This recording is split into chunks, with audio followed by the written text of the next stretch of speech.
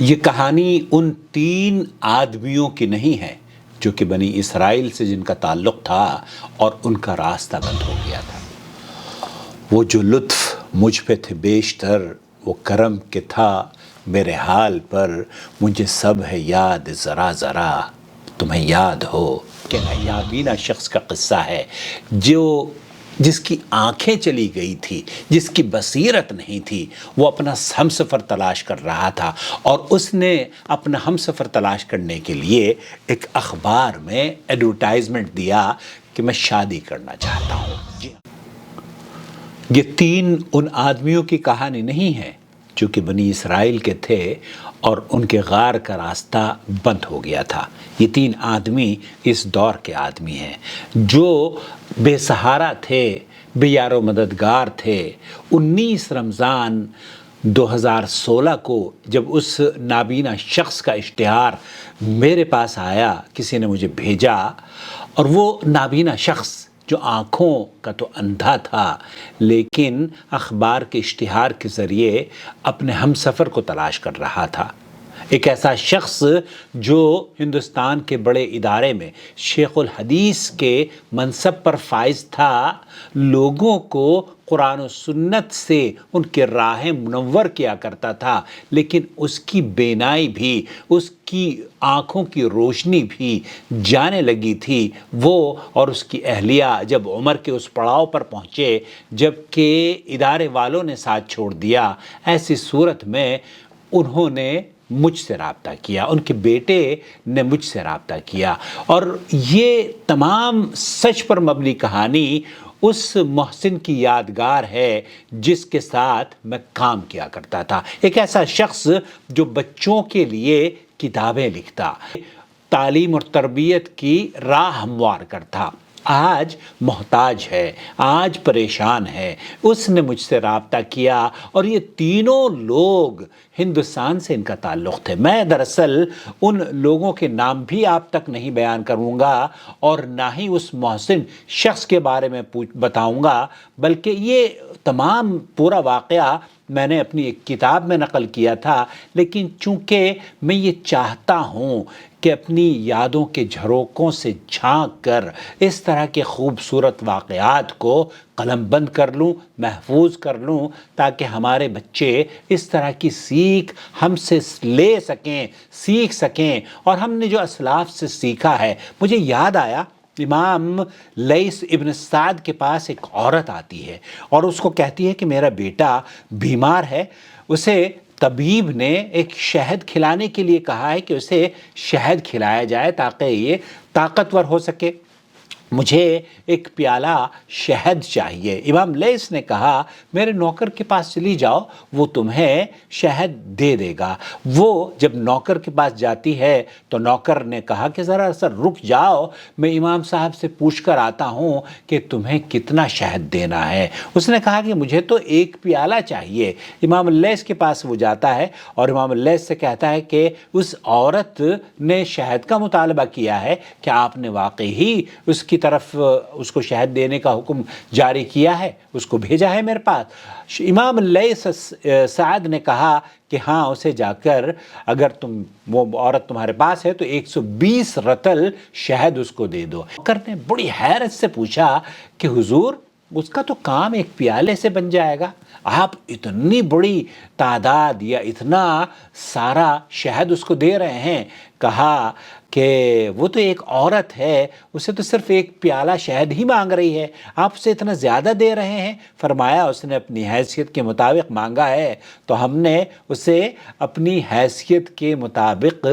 ادا کیا ہے۔ اللہ اکبر۔ یہ وہ خوبصورت واقعات ہیں جو کہ شاید آپ کو سن کر بڑا عجیب لگے کہ اس دور میں بھی کیا امام سعد ابن لیث یا لیث ابن سعد جیسی شخصیات موجود ہیں؟ جی ہاں، یہ سن 2016 کا واقعہ ہے۔ 19 رمضان کی شب تھی اور میرے پاس وہ ایڈورٹائزمنٹ، اشتہار، ایک اردو اخبار کا، جس میں اس نابینا شخص نے اپنی آنکھوں کی روشنی کا سہارا ڈھونڈ رہا تھا، وہ ہم سفر تلاش کر رہا تھا، وہ یہ کہہ رہا تھا کہ مجھ سے کوئی شادی کر لے، اور میرے پاس کچھ نہیں ہے، میں تو نابینا ہوں، لیکن جب کسی نے مجھ سے کہا کہ اس شخص کی کیا آپ کوئی مدد کر سکتے ہیں، اور میں وہ محسن، وہ شخصیت جس کے ساتھ میں کام کیا کرتا تھا، جب میں نے اس کی خدمت میں اس رداد کو رکھا اور اس طلب کو ان کے سامنے پیش کیا، آپ یقین کیجئے اس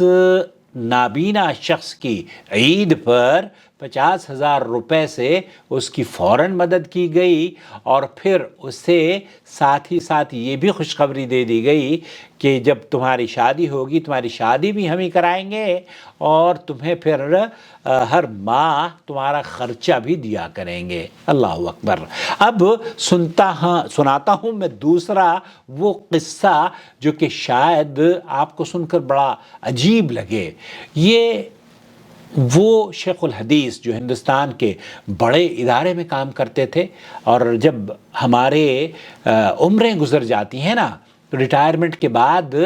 تو پھر کوئی لوگوں کی قدر نہیں کرتا۔ ایسا نظام ہونا چاہیے ہمارے مدارس کا کہ جب یہ اساتذہ اپنی بڑھاپے کی عمر کو پہنچیں تو کوئی ایسا ادارہ ہو جو ان کی سپورٹ کے لیے، ان کی کفالت کے لیے کھڑا ہو جائے۔ اس شخص کی بیٹے کی طرف سے ایک پیغام میرے پاس آتا ہے، اور اس نے کہا کہ میرے والدین کی آنکھوں کی بینائی جا رہی ہے، کیا آپ اس کے علاج و معالجے کا سہارا تلاش کر سکتے ہیں؟ میں چاہتا ہوں کہ میرے والدین کی آنکھوں کی آپریشن یا آنکھوں کا آپریشن ہو جائے اور ان کی بینائی صحیح ہو جائے۔ اس خبر کو میں نے اپنے اس شخصیت کے پاس بھیجا جو کہ جن کے ساتھ میں کام کیا کر سکتا۔ میں ان کا نام آپ کو نہیں بتاؤں گا، میں نے چونکہ اپنی یادوں کے جھرونکوں یا اپنی کتاب میں اس کو نقل کیا ہے۔ میں یہ جاننا چاہتا ہوں کہ کتنے لوگ ہیں جو اس محسن کو یاد رکھتے ہیں، اور اس واقعے کو اگر کسی نے پڑھا ہو تو پلیز اس محسن کا نام مجھے ضرور لکھیے گا، تاکہ میں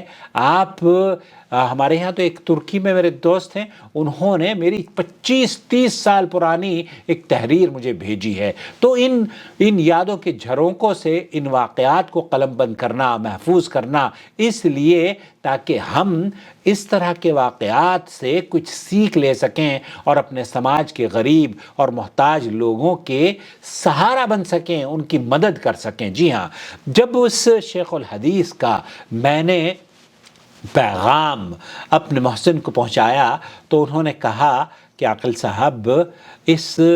شخص کو کتنی ضرورت ہے؟ میں نے ان کے بیٹے سے پوچھا تو انہوں نے کہا کہ علاج کے لیے 25 سے 30,000 روپے میں ہمارے والدین کا علاج ہو جائے گا۔ اس نے ایک جو بجٹ بتایا، اس بجٹ کو میں نے ایسا ہی پیش بھی کر دیا۔ آپ یقین کیجئے، جب ہم نے اس فیملی کی سپورٹ کی تو اس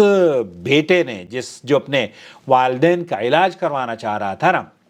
اس نے مجھے یہ خود بتایا کہ جب آپ کا میسج میرے پاس آیا کہ میرے پاس میرے اکاؤنٹ میں 1,00,000 روپے آ گئے ہیں علاج کے لیے، تو مجھے یقین نہیں ہوا، کیونکہ اس سے پہلے میں نے اتنے زیرو والا اکاؤنٹ یا اتنی بڑی رقم اپنے موبائل میسج میں کبھی پڑھی ہی نہیں تھی۔ تو میں نے اپنے ساتھی سے پوچھا کہ پلیز مجھے بتاؤ یہ کتنے زیرو ہیں، اور یہ کیا واقعی 1,00,000 بنتے ہیں؟ کیونکہ اس سے پہلے نہ میں نے کسی کو 1,00,000 روپے بھیجے تھے اور نہ ہی کسی سے 1,00,000 روپے میں نے وصول کیے تھے۔ یہ سن 2016 کی بات کو آپ کو میں بتا رہا ہوں، اور اللہ کے فضل و کرم سے اس خاندان کی بھی مدد کی گئی، اور اس خاندان کے ساتھ ساتھ اس محسن شخص نے ان کے لیے بھی ایک ایسا سلسلہ اور ایک ایسا انتظام کر دیا کہ اللہ کے فضل و کرم سے ہم ان کے لیے ان کی غیر موجودگی میں دعا گو ہیں کہ اللہ رب العالمین ان کی تجارت کو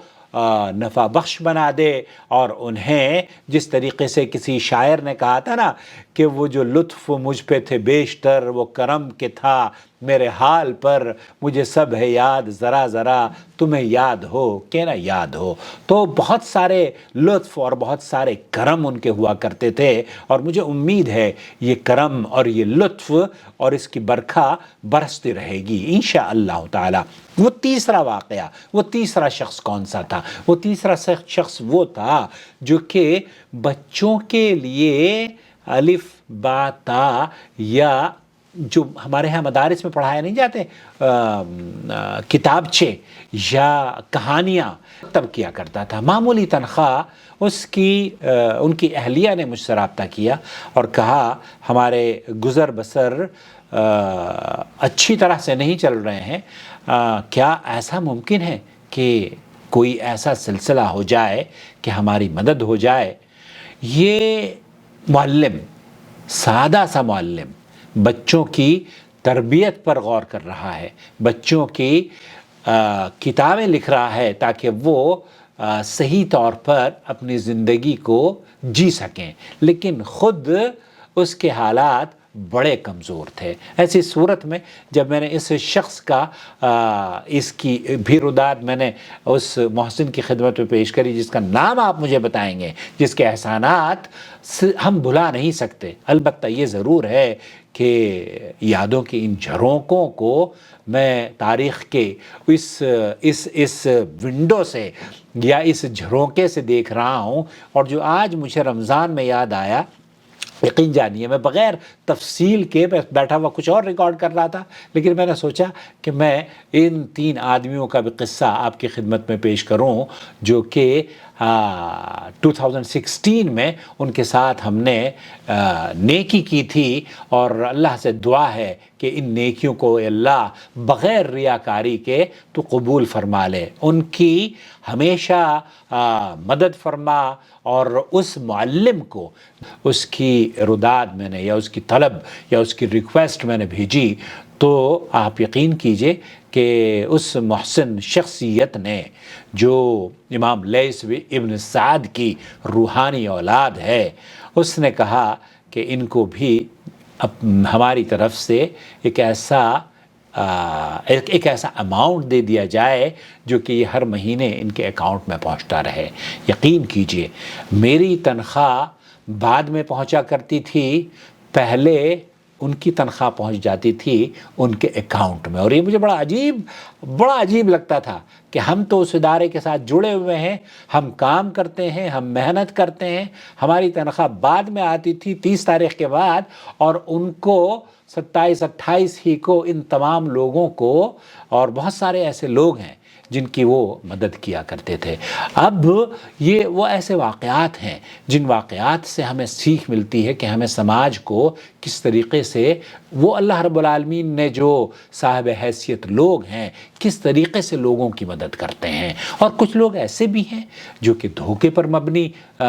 دھوکہ دیتے ہیں، لوگوں کا مال کھاتے ہیں۔ اللہ ان کی شر سے مجھے اور آپ کو محفوظ فرما لے۔ ایسے قصے بھی ہیں میری زندگی میں، وہ میں اگلی ویڈیو میں آپ کے ساتھ شیئر کروں گا۔ تو یہ تین آدمی وہ ہیں جو کہ نابینا تھے،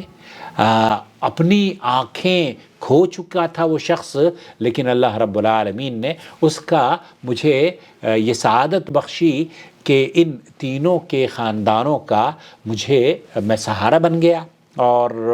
یہ بڑا اللہ تعالیٰ کا شکر ہے اور احسان ہے۔ جیسے قرآن کریم میں فرماتا ہے نا اللہ رب العالمین انما نطعمکم لوجہ اللہ لا نرید منکم جزاء ولا شکورا، تو اللہ کے شکر سے ہم نے ان کا للہ فی اللہ ان کی مدد کری، اللہ تعالیٰ ان کے عیبوں کو چھپائے، ان کی ستر پوشی فرمائے، اور یہ تینوں خاندان اب نہ جانے کس حال میں ہوں گے۔ ایک خاندان کو تو میں جانتا ہوں، دو کو جانتا ہوں، بلکہ دو بہتر حال میں ہیں، لیکن تیسرا خاندان مجھ سے رابطے میں نہیں ہے۔ اللہ رب العالمین ان کے جو مسائل ہیں انہیں بہتر سے بہتر بنا دے، اور اللہ تعالیٰ ان کے وسائل میں بھی آسانیاں فرما دے، اور ساتھ ہی ساتھ آپ کے لیے اور ہمارے لیے بھی اللہ رب العالمین اپنے رزق سے ہمیں مالا مال فرمائے، حلال رزق سے مالا مال فرما دے، اور ہماری پریشانیوں کو بھی اللہ رب العالمین دور فرما دے، آمین یا رب العالمین۔ اگلا جو قصہ میں آپ کی خدمت میں پیش کروں گا نا رمضان میں، اس سی ای او کا جو کہ جس نے ہمارے پورے خاندان کو متاثر کر دیا، وہ کمپنی کا ایک فرد، ایک سی ای او۔ اگلی ویڈیو ضرور دیکھیے گا۔ شہر رمضان الذی انزل فیہ القرآن ھدی للناس وبینات من الھدی والفرقان